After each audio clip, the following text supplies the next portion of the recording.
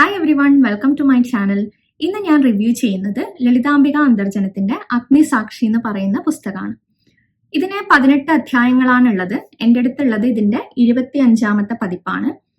ഇതിന് കേന്ദ്ര സാഹിത്യ അക്കാദമി അവാർഡും വയലാർ അവാർഡും കിട്ടിയിട്ടുണ്ട്. അപ്പോൾ ഈ ഒരു കൃതിയെ കുറിച്ച് ലളിതാംബിക അന്തർജനം പറയുന്നത് വളരെ വിഷമിച്ചിട്ട് എഴുതിയ ഒരു കൃതിയാണെന്നാണ്. കാരണം അത്രത്തോളം മാനസിക സമ്മർദ്ദങ്ങൾ അനുഭവിക്കുന്ന കഥാപാത്രങ്ങളാണ് ഇതിലുള്ളത്. നിങ്ങളിൽ പലരും ഇതിന്റെ മൂവി കണ്ടിട്ടുണ്ടാവും, അതുകൊണ്ട് ഞാൻ ഡീറ്റെയിൽ ആയിട്ട് ഇതിന്റെ കഥ ഞാൻ പറയുന്നില്ല ഇവിടെ. ഈ ഒരു കൃതിയെക്കുറിച്ച് പറയുകയാണെങ്കിൽ ഒരു കാലഘട്ടത്തിലെ ഒരു സമുദായത്തിന്റെ പൊളിച്ചെഴുത്താണ് എന്ന് വേണമെങ്കിൽ നമുക്ക് പറയാൻ പറ്റും. ഇതിലുള്ള കഥാപാത്രങ്ങൾ വളരെ പൂർണ്ണതയുള്ള കഥാപാത്രങ്ങളാണ്.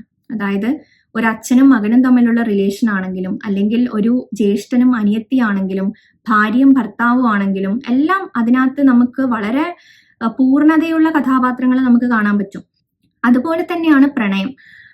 വളരെ മനോഹരമായി പ്രണയത്തെ ഈ നോവലിൽ അവർ ആവിഷ്കരിച്ചിട്ടുണ്ട്. അതായത് ജന്മജന്മാന്തരങ്ങൾക്കും അതീതമായിട്ടുള്ള ഒരു പ്രണയം എന്ന് നമ്മൾ പറയില്ലേ, അതുപോലെയാണ് പ്രണയത്തെ അവർ ഇതിൽ ചിത്രീകരിച്ചിരിക്കുന്നത്. അടുക്കളയിലും തേവാരപ്പുരയിലും മാത്രമായി ഒതുങ്ങിക്കഴിഞ്ഞിരുന്ന നമ്പൂതിരി സ്ത്രീകളുള്ള കാലഘട്ടത്തിൽ ദേവകി മാനമ്പള്ളി എന്ന് പറയുന്ന സ്ത്രീ വളരെയധികം വ്യത്യസ്തമാവുന്നുണ്ട്.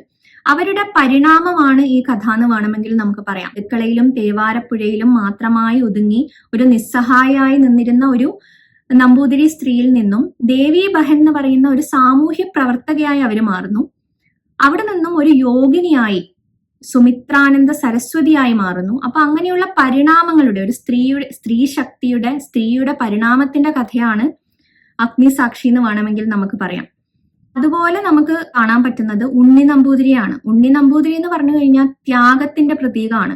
അവരുടെ ജീവിതം മറ്റുള്ളവർക്ക് വേണ്ടി ത്യജിച്ച്, അതായത് ത്യാഗത്തിലൂടെയാണ്, ഭോഗത്തിലൂടെയുള്ള മോക്ഷം എന്ന് പറയുന്ന സ്വന്തം ജീവിതം മറ്റുള്ളവർക്ക് വേണ്ടി ഹോമിച്ച ഉണ്ണി നമ്പൂതിരി. വിദ്യാഭ്യാസത്തിന്റെ കരുത്തെന്താണ്, വിദ്യാഭ്യാസത്തിലൂടെ നമുക്ക് എങ്ങനെ നമ്മുടെ ജീവിതത്തിനെ മാറ്റാമെന്ന് നമുക്ക് കാണിച്ചു തരുന്ന തങ്കം. അങ്ങനെ ഒരുപാട് കഥാപാത്രങ്ങൾ നിറഞ്ഞിട്ടുള്ള ഒരു പുസ്തകമാണ് ലളിതാംബിക അന്തർജനത്തിന്റെ അഗ്നിസാക്ഷി. നിങ്ങൾ എല്ലാവരും വായിക്കുക. ഇതൊരു ചെറിയ പുസ്തകമാണ്, 18 അധ്യായങ്ങൾ മാത്രമേ ഉള്ളൂ. വായിച്ചിട്ട് അഭിപ്രായങ്ങൾ കമന്റ് ബോക്സിൽ രേഖപ്പെടുത്തുക. Thank you.